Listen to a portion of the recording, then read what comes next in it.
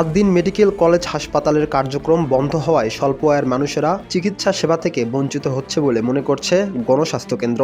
এই ঘটনায় হাসপাতালের প্রতি সংহতি জানিয়ে অতি দ্রুত কার্যক্রম স্বাভাবিক করার আহ্বান জানিয়েছে প্রতিষ্ঠানটি।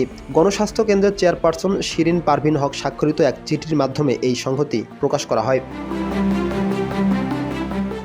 গণস্বাস্থ্য কেন্দ্রের চিঠিতে বলা হয়, আদ্দিন হাসপাতাল সীমিত ও স্বল্প আয়ের মানুষদের জন্য সাশ্রয়ী মূল্যে স্বাস্থ্যসেবা প্রদানকারী একটি গুরুত্বপূর্ণ প্রতিষ্ঠান হিসেবে পরিচিত এবং এই হাসপাতালের মাধ্যমে দরিদ্র ও নিম্নবিত্ত মানুষ দীর্ঘদিন যাবৎ স্বল্প মূল্যে চিকিৎসা সেবা পেয়ে আসছে। সম্প্রতি এই হাসপাতালে ঘটে যাওয়া একটি দুর্ঘটনাকে কেন্দ্র করে সরকার মগবাজারস্থ আদ্দিন মেডিকেল কলেজ হাসপাতালের কার্যক্রম বন্ধ করার যে সিদ্ধান্ত নিয়েছে তা অত্যন্ত দুঃখজনক এবং সুবিবেচনা প্রসূত নয় বলেই মনে করছে প্রতিষ্ঠানটি।